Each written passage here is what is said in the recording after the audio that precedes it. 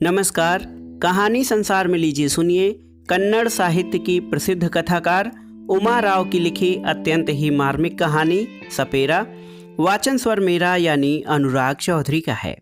बंगलुरु के दक्षिण भाग में सभी सुविधाओं से सुसज्जित और डीलक्स कई अपार्टमेंट थे, जिनमें स्वर्ग अपार्टमेंट भी एक है।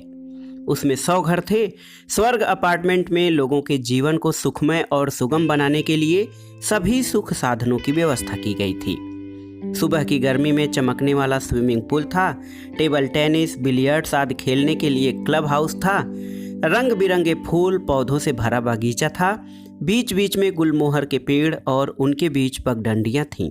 कोक, पेप्सी, किट कैट, रिग्लेक्स आदि चीज़ों के बेचने की एक दुकान भी थी। 24 घंटे बिजली की व्यवस्था करने के लिए जनरेटर का इंतजाम था। इन सब की निगरानी करने के लिए सिक्योरिटी गार्ड्स थे। घर के काम करने के लिए महिलाएं आती थीं, जिन्हें कन्नड़ के साथ हिंदी, तमिल भी आती थी। उन सबको एक फोटो सहित आईडी कार्ड भी दिया गया था। स्वर्ग अपार्टमेंट्स में देश के अलग अलग हिस्सों से आए हुए लोग रहते थे।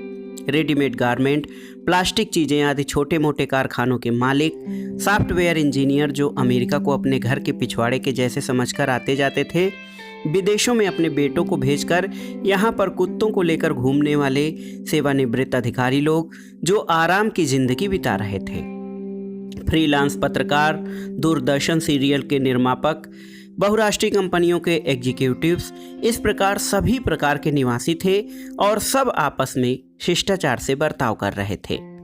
इन 100 परिवारों के बीच कभी कभी छोटी मोटी लड़ाइयाँ भी हो जाती थीं।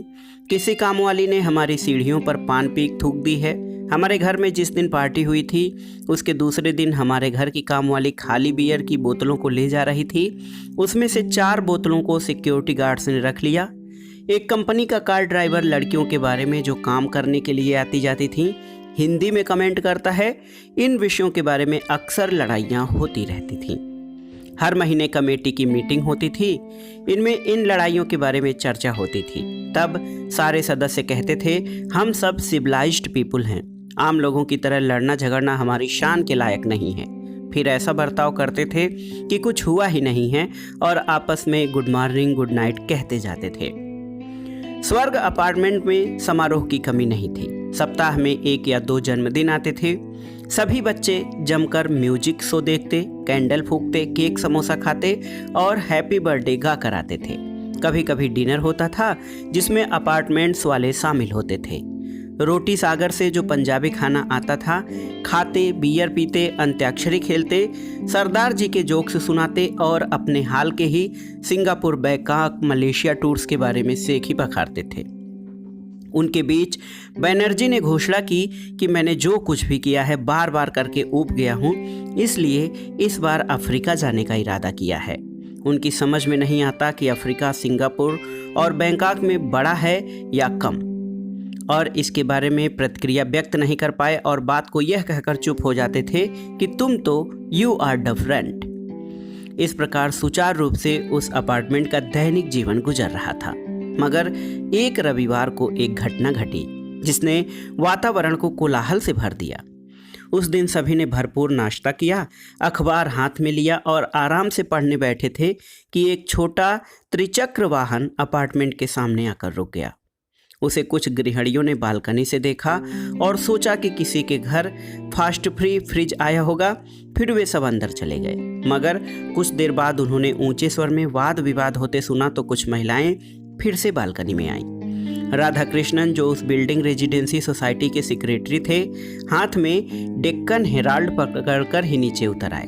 वहाँ अनोखी वेशभूषा वाला एक आदमी हाथ में जो कागजात थे सिक्योरिटी गार्ड के आगे बढ़ाकर वाद विवाद कर रहा था। राधा कृष्णन उसके पास गए और उसे सिर से पांव तक देखा तो परेशान हुए। चौक तस्वीर वाली लुंगी, आधा बाहों का महीन कुर्ता, बड़ी बड़ी मूछें, माथे पर भस्म, कुमकुम, गले में रंग बिरंगी मड़ियाँ, रुद्राक्षी माला के साथ काले धागे से लटकता ताबीज, एक टोकरी जो कंधे से लटक रही थी बंद थी, मगर उसे देखने से ही पता चलता था कि उसमें क्या है। राधा कृष्णन गार्ड को देखते ही गरज पड़े, अरे तुम इससे बहस क्यों करते हो? मैंने कितनी बार कहा है कि ऐसे सपेरों और खेल तमाशा दिखाने वालों को यूं ही अपार्टमेंट्स के अंदर मत जाने दो। नहीं सर, ये गार्ड तुतलाया तो पीछे से एडमिनिस्ट्रेटिव मैनेजर शशिधर ने आकर समझाया, सर ये ए ब्लॉक में किराए पर आए हैं। क्या? 30 बरस तक स्टॉक एक्सचेंज में काम करने वाले राधा कृष्णन को हर्षद मेहता के नाटक भी इतने शॉक नहीं दे पाए थे। शशिधर के हाथ में एग्रीमेंट के कागजात थे। उसे आगे बढ़ाते हुए राधा कृष्णन से कहा, सभी कागजात नियमानुसार हैं सर। ओनर ने जो पत्र हमें लिखा है साथ में लाए हैं।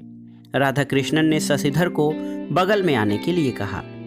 मैंने अंदर जाकर चेक किया है सर, चेक टैली होता है, शशिधर ने कहा। ओनर को फ़ोन करके पूछिए, राधा कृष्णन ने परेशानी से कहा। ट्राई किया सर, वे अमेरिका गए हैं अपने बेटे को देखने के लिए। सभी खामोश हो गए। यह खबर पूरे अपार्टमेंट्स में फैल गई। सभी रविवार के अपने कामकाजों को छोड़कर बालकनी में आ गए। बच्चे नीचे जमा होकर सपेरा के चारों ओर खड़े थे, मगर सपेरा विचलित नहीं हुआ और त्रिचक्र वाहन से अपना सामान उतारने में लग गया।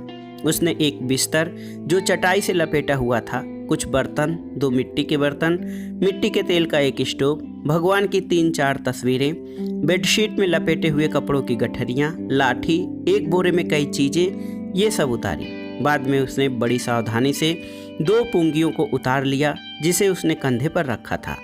पुंगियों को एक के अंदर एक मिलाकर रस्सी से बांध दिया और इसे देखते ही सबके होश उड़ गए।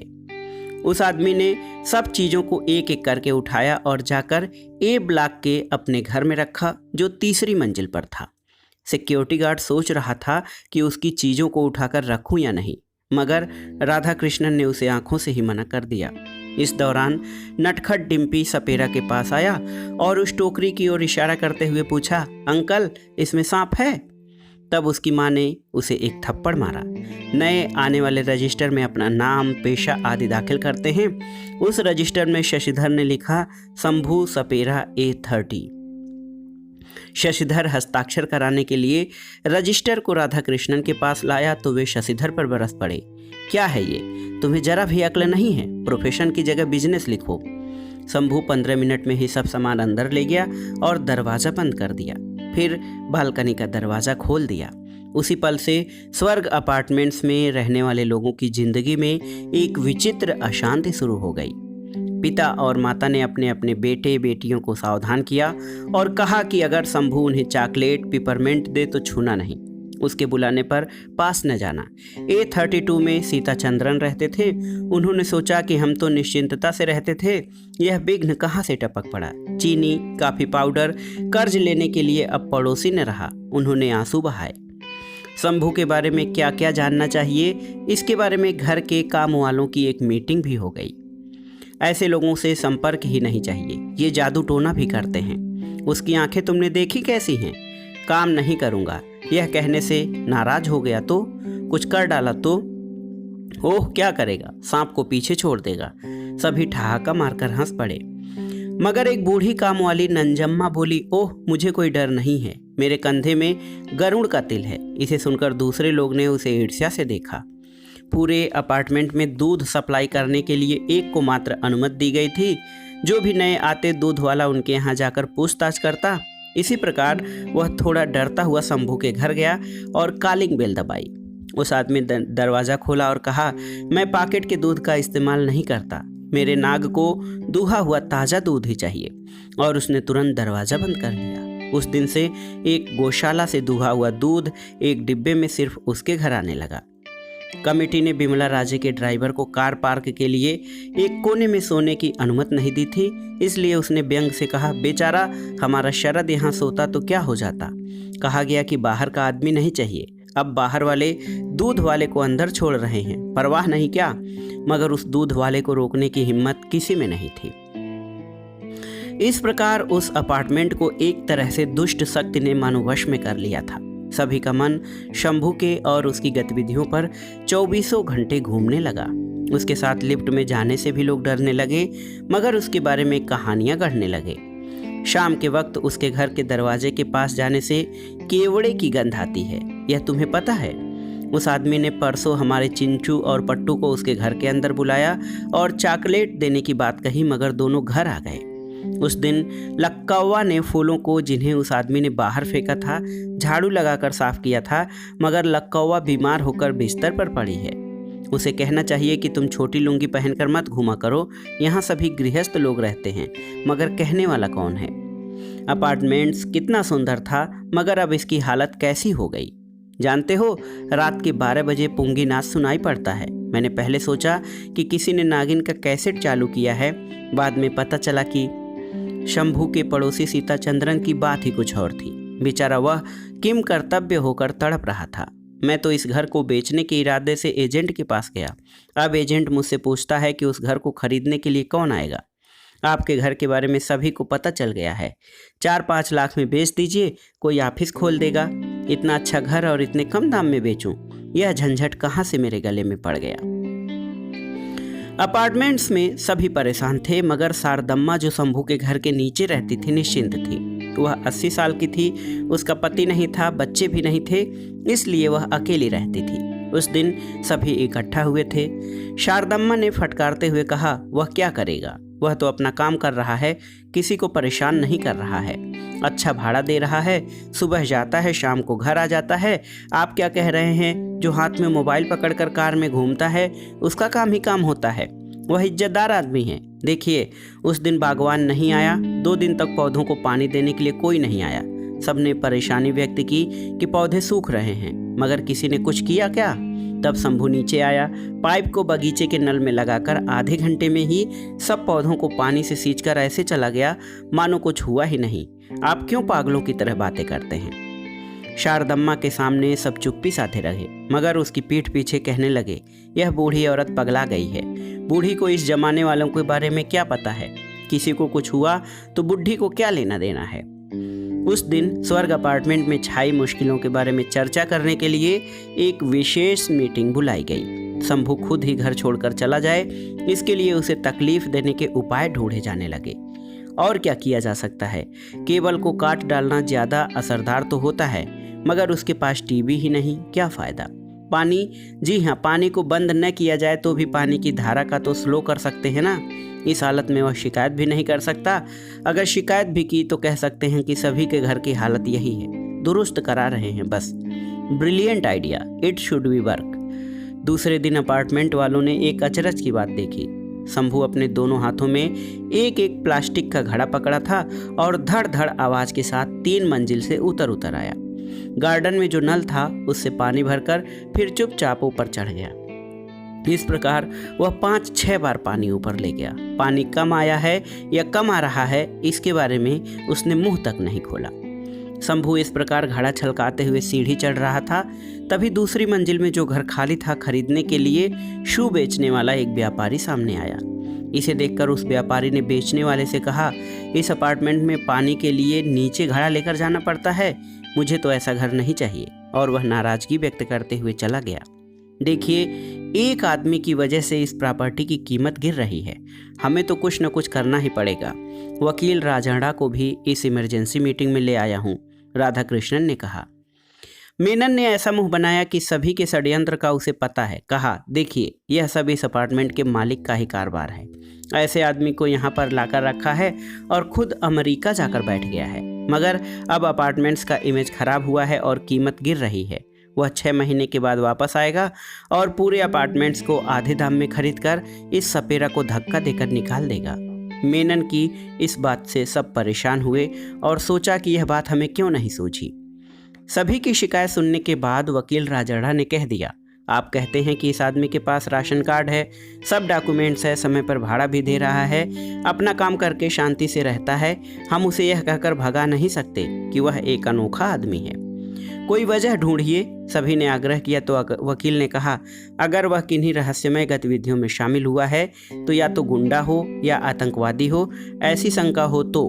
सभी के कान खड़े हो गए। Yes, I will work on this. Radha Krishnan ने टेबल पर मुक्का मारा। केस को ठीक से रेडी करेंगे और सीधा पुलिस कमिश्नर के पास जाएंगे।